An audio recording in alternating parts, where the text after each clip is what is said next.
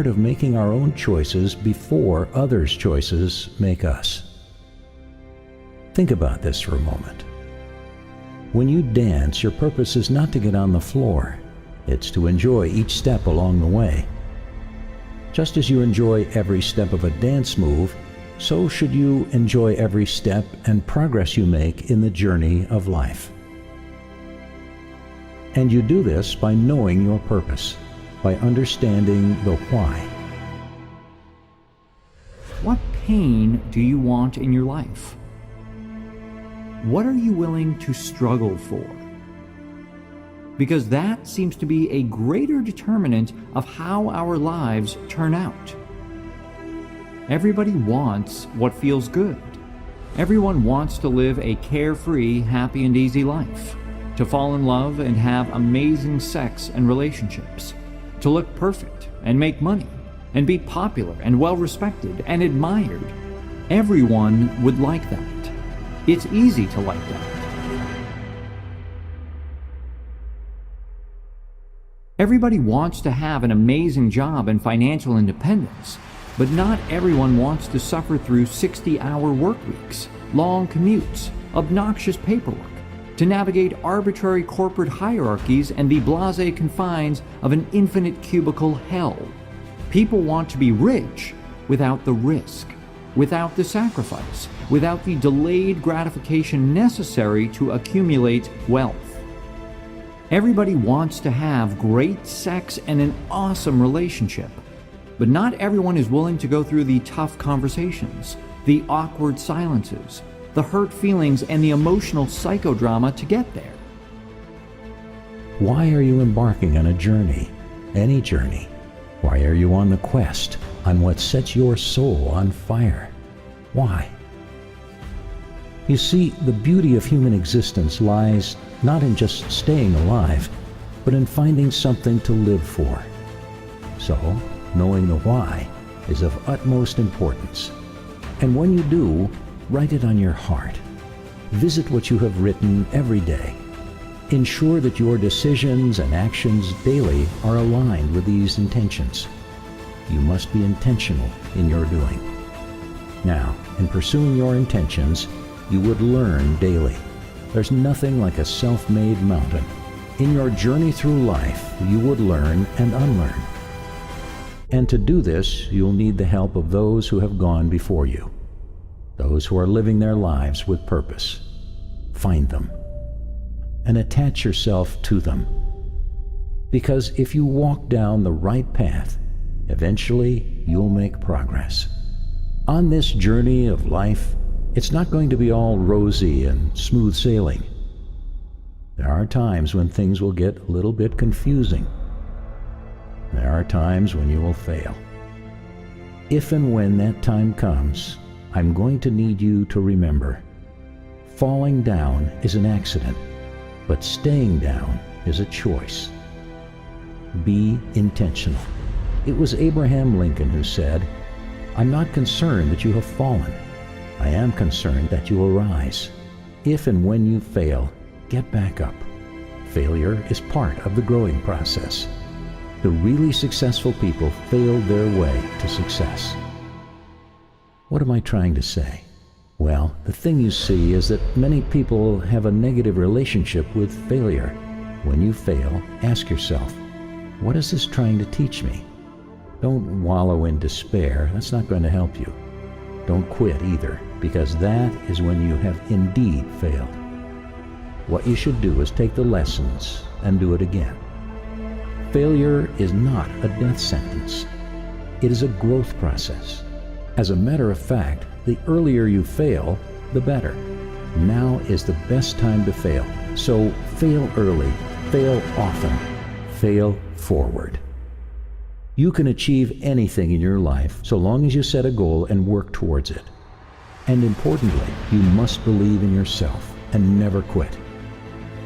But I must warn you, there will come a time when you may cry and feel like you're failing at it. Those days when you struggle, want to give up, and don't want to face the world. Remember this. These are the days that define you. Don't quit. Life will throw stones at you. It will get hard sometimes because of the world we have created. But if you stay strong and keep going, then you get to a point where you find out that it was worth it. There's a common saying that when life throws lemons at you, what do? You make lemonade from it. If you feel you've failed at life, you must develop the courage, the strength, and the wherewithal to rise above this failure. And you can only do this when you're intentional in your actions to rise again. What is it that you want out of life? What is it? We all want something. What's yours? Visualize that thing that you deeply want, and now ask yourself, how can I get it? When you visualize success against your fears, your mind starts subconsciously building the will and the skills you'll need to achieve the results. Your intentions will guide your actions. When you know and can visualize what it is you want, you have to prepare for it. You have to think long term and then educate yourself. But most importantly, you have to practice. Practice and prepare for the steps that are to come in achieving your goals. Don't just be docile and be comfortable watching from the sidelines, saying to yourself, "Oh, someday in the future my time will come." No. Don't do that to yourself. Get involved in every growing process, I beg of you. As Mark Twain said, 20 years from now, you'll be more disappointed by the things you didn't do than by the things you did. Never forget, cowards never start, the weak never finish, and winners never quit.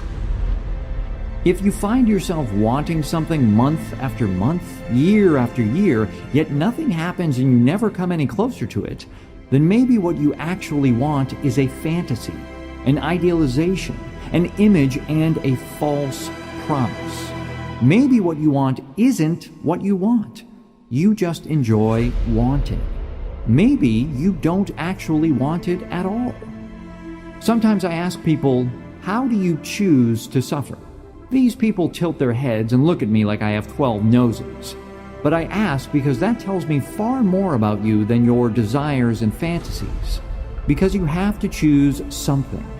You can't have a pain-free life. It can't all be roses and unicorns. And ultimately, that's the hard question that matters. Pleasure is an easy question. And pretty much all of us have similar answers. The more interesting question is the pain. What is the pain that you want to sustain? It's the question that can change your life. It's what makes me, me, and you, you. It's what defines us and separates us and ultimately brings us together. Who you are is defined by the values you are willing to struggle for. People who enjoy the struggles of a gym are the ones who get in good shape. People who enjoy long work weeks and the politics of the corporate ladder are the ones who move up it. People who enjoy the stresses and uncertainty of the starving artist lifestyle are ultimately the ones who live it and make it. This is not a call for willpower or grit. This is not another admonishment of no pain, no gain. This is the most simple and basic component of life. Our struggles determine our successes. So choose your struggles wisely, my friend. Remind yourself again and again to set your intentions and be clear about them. Write them on your heart and revisit them daily. To do this, you must be clear about what you want and be detached from the outcome. Don't be concerned with how things are going to happen. When you're clear on what you want, then behave and take action in ways that support your heart's desire. Your results may be even better than you could have imagined. Be deliberate and be afraid of nothing. Embark on your life journey with intention, and as you do so, enlighten, engage, and empower those who need to learn, just as you are being taught by those who have gone before you. And I promise you, the world will be yours. Your tomorrow is guaranteed when you put in the work today. There is great power in being intentional.